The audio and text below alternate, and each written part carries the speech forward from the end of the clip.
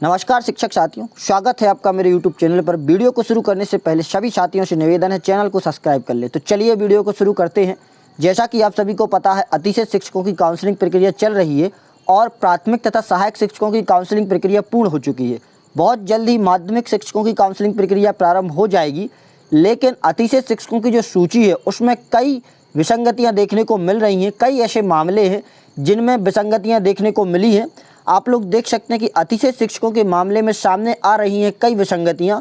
Portal पर संस्कृत और भूगोल शिक्षकों के पद शून्य और 35,000 शिक्षक हुए अतिशेष, यानी संस्कृत और भूगोल के जो पद हैं उनको शून्य कर दिया गया। तो वही जो संस्कृत और भूगोल के शिक्षक हैं वो कहाँ जाएंगे? आगे इसमें कहा गया है कि प्रदेश में 35,000 शिक्षक अतिशेष हैं। काफ़ी बड़ा आंकड़ा है, इसमें कई विसंगतियाँ सामने आ रही हैं। इनकी काउंसलिंग चल रही है।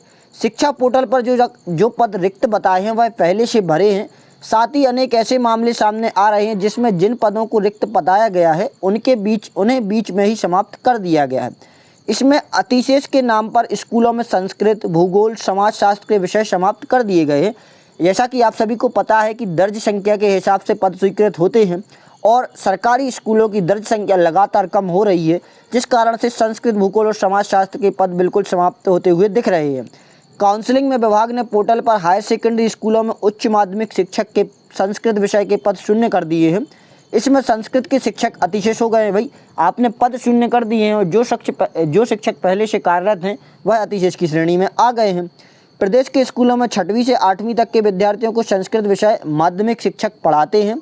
वहीं 9वीं व 10वीं में संस्कृत विषय के माध्यमिक शिक्षक या उच्चतर माध्यमिक शिक्षक ही पढ़ाते हैं। यानी प्रदेश के स्कूल में जो 6वीं से 8वीं तक के विद्यार्थियों को संस्कृत विषय माध्यमिक शिक्षक पढ़ाते हैं, वहीं 9वीं एवं 10वीं में भी माध्यमिक शिक्षक या उच्चतर माध्यमिक शिक्षकों के द्वारा संस्कृत विषय को पढ़ाया जाता है। 11वीं 12वीं में सिर्फ संस्कृत विषय के उच्च माध्यमिक शिक्षक व्याख्याता पढ़ाते हैं। विभाग ने हाई व हायर सेकेंडरी स्कूल में पढ़ाने वाले संस्कृत विषय के शिक्षकों को अतिशेष सूची में डाल दिया गया है। शासकीय कन्या उच्चतर माध्यमिक विद्यालय सिविल लाइन कटनी में 11वीं और 12वीं के दोनों कक्षाओं में संस्कृत की छात्राएं अध्ययनरत हैं। इस स्कूलों में उच्च माध्यमिक शिक्षक का पद शून्य कर दिया गया है।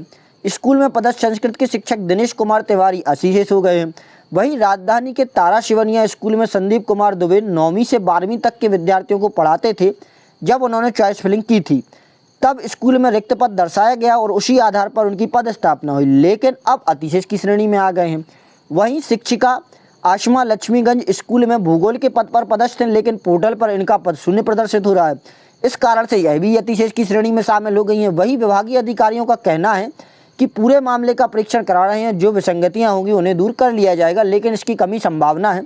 अब यहाँ पर दिक्कत यह आ रही है कि भाई पहले शिक्षकों को पद शो करके वहाँ पदस्थ कर दिया गया है और अचानक से उस पद को शून्य कर दिया गया है, जिस कारण से वह शिक्षक अतिशेष की श्रेणी में आ गया है और वह शिक्षक परेशान हो रहे हैं। ऐसे कई मामले देखने को आ रहे हैं। और एक और अतिशेष निर्धारण का सबसे खराब नियम माना जाए जैसे कि भाई जो शिक्षक पहले से पदस्थ होता है उसके बाद जो शिक्षक बाद में आता है तो अतिशेष किसको माना जाता है? जो सीनियर शिक्षक होता है। भाई अतिशेष हुआ कैसे?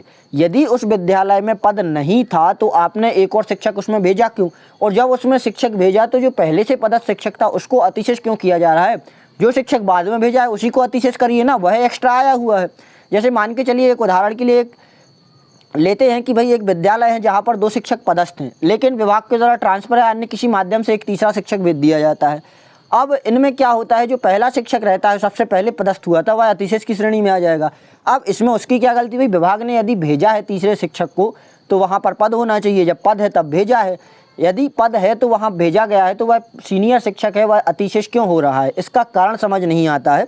ये सबसे खराब या घटिया नियम देखने को मिल रहा है। यदि आपको अतिशेष करना है तो जो शिक्षक बाद में आया है उसी को अतिशेष करिए ना, वही एक्स्ट्रा आया है भाई, उसकी हमें ज़रूरत नहीं थी, आपने भेजा है तो उसी को अतिशेष में डालिए।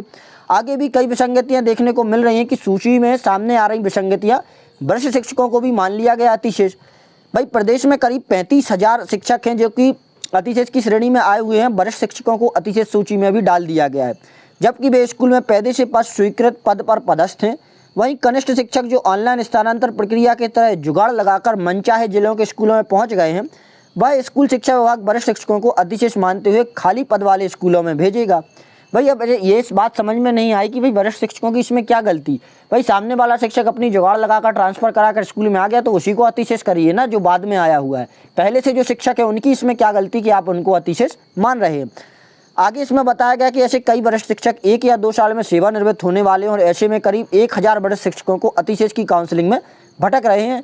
इस प्रकार की कई विसंगतियां देखने को मिल रही हैं जो कि अतिशय शिक्षकों से संबंधित हैं। आशा करता हूं आपको जानकारी पसंद आई होगी और वीडियो अच्छी लगी होगी। वीडियो अच्छी लगी हो तो वीडियो को लाइक करें, चैनल को सब्सक्राइब करें तथा सभी साथियों के साथ शेयर करें। धन्यवाद। मिलते हैं अगली वीडियो में अगली अपडेट के साथ।